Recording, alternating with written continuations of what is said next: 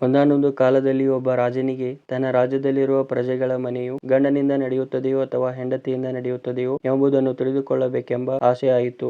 ಅದಕ್ಕಾಗಿ ರಾಜನು ಒಂದು ಸಮೀಕ್ಷೆ ನಡೆಸಿದನು.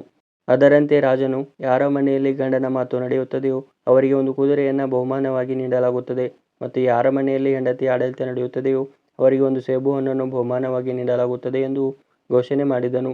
ರಾಜನ ಆಜ್ಞೆಯಂತೆ ಪ್ರಜೆಗಳೆಲ್ಲ ಅರಮನೆಯ ಮುಂದೆ ಸೇರಿದರು. ಪ್ರಜೆಗಳೆಲ್ಲ ಒಬ್ಬೊಬ್ಬರಾಗಿ ಎಲ್ಲರೂ ಸೇಬು ಹಣ್ಣು ತೆಗೆದುಕೊಂಡು ಹೋಗಲು ಪ್ರಾರಂಭಿಸಿದರು. ರಾಜನಿಗೆ, ನನ್ನ ರಾಜ್ಯದಲ್ಲಿ ಎಲ್ಲರೂ ಹೆಂಡತಿಯ ಮಾತನ್ನೇ ಕೇಳುತ್ತಾರಾ ಎಂದು ಚಿಂತೆಯಾಯಿತು.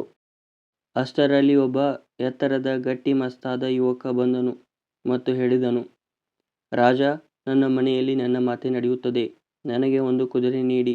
ರಾಜನು ಸಂತೋಷದಿಂದ, ಹೋಗು, ನಿನಗೆ ಇಷ್ಟವಾದ ಕುದುರೆಯನ್ನು ತೆಗೆದುಕೊಂಡು ಹೋಗು ಎಂದನು. ಯುವಕನು ಕಪ್ಪು ಬಣ್ಣದ ಕುದುರೆಯನ್ನು ತೆಗೆದುಕೊಂಡು ಮನೆಗೆ ಹೋದನು. ಆದರೆ ಸ್ವಲ್ಪ ಹೊತ್ತಿನಲ್ಲಿ ಮತ್ತೆ ದರ್ಬಾರಿಗೆ ಹಿಂತಿರುಗಿ ಬಂದನು. ರಾಜನು ಯುವಕನಿಗೆ, ಏನು ಆಯಿತು, ಮತ್ತೆ ಯಾಕೆ ಬಂದೆ ಎಂದು ಕೇಳಿದನು. ಯುವಕನು, ಮಹಾರಾಜ, ನನ್ನ ಹೆಂಡತಿ ಹೇಳುತ್ತಿದ್ದಾಳೆ, ಕಪ್ಪು ಬಣ್ಣ ಅಶುಭ, ಬಿಳಿ ಬಣ್ಣ ಶಾಂತಿಯ ಸಂಕೇತ, ಆದ್ದರಿಂದ ನನಗೆ ಕಪ್ಪು ಕುದುರೆಯ ಬದಲು ಬಿಳಿ ಕುದುರೆಯನ್ನ ಕೊಡಿ ಎಂದು ಹೇಳಿದನು.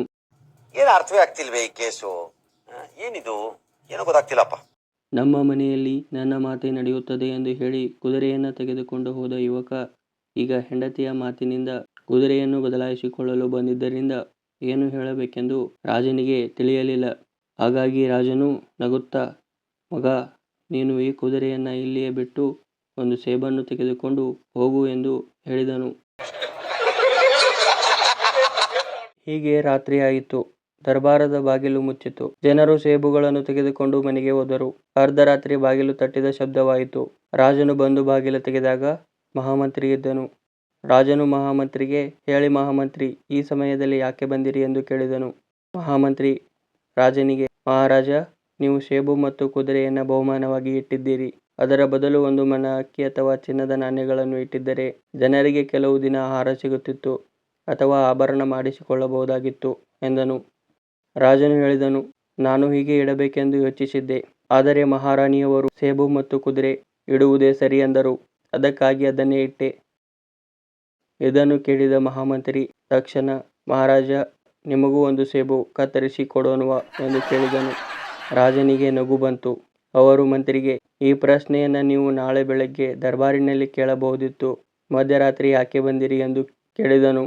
ಮಹಾಮಂತ್ರಿ ಉತ್ತರಿಸಿದನು, ಸತ್ಯ ಗೊತ್ತಾಗಲಿ ಅಂತ ನನ್ನ ಹೆಂಡತಿ ಈಗಲೇ ಹೋಗಿ ಕೇಳಿ ಬಾ ಎಂದು ಹೇಳಿದಳು, ಅದಕ್ಕಾಗಿ ಬಂದೆ. ಅದಕ್ಕೆ ರಾಜನು ನಗುತ್ತಾ, ಮಹಾಮಂತ್ರಿಜಿ, ನಿಮ್ಮ ಸೇಬನ್ನು ನೀವೇ ತೆಗೆದುಕೊಂಡು ಹೋಗುತ್ತೀರಾ, ಇಲ್ಲವೇ ನಿಮ್ಮ ಮನೆಗೆ ಕಳುಹಿಸಬೇಕಾ ಎಂದು ಕೇಳಿದರು.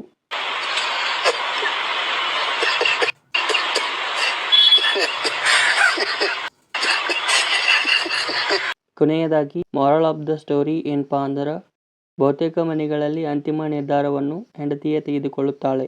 ಹೊರಗಡೆ ಗಂಡನೇ ಮುಖ್ಯ ಅಂತ ಅನಿಸಿದರೂ ಒಳಗೆ ಮನೆಯ ನಿರ್ವಹಣೆಯಲ್ಲಿ ಹೆಂಡತಿಯ ಪ್ರಭಾವ ಹೆಚ್ಚು ಇರುತ್ತದೆ. ಇದು ತಪ್ಪೇನೂ ಅಲ್ಲ. ಇದು ಕುಟುಂಬದಲ್ಲಿ ಸಮತೋಲನ ಮತ್ತು ಸಹಕಾರ ಇರುವುದನ್ನು ತೋರಿಸುತ್ತದೆ. ಕುಟುಂಬದಲ್ಲಿ ಒಬ್ಬರ ಮಾತಲ್ಲ, ಇಬ್ಬರ ಸಲಹೆ ಮುಖ್ಯ. ಒಳ್ಳೆಯ ಕುಟುಂಬ ಎಂದರೆ ಒಟ್ಟಿಗೆ ನಿರ್ಧಾರ ತೆಗೆದುಕೊಳ್ಳುವ ಮನೆ.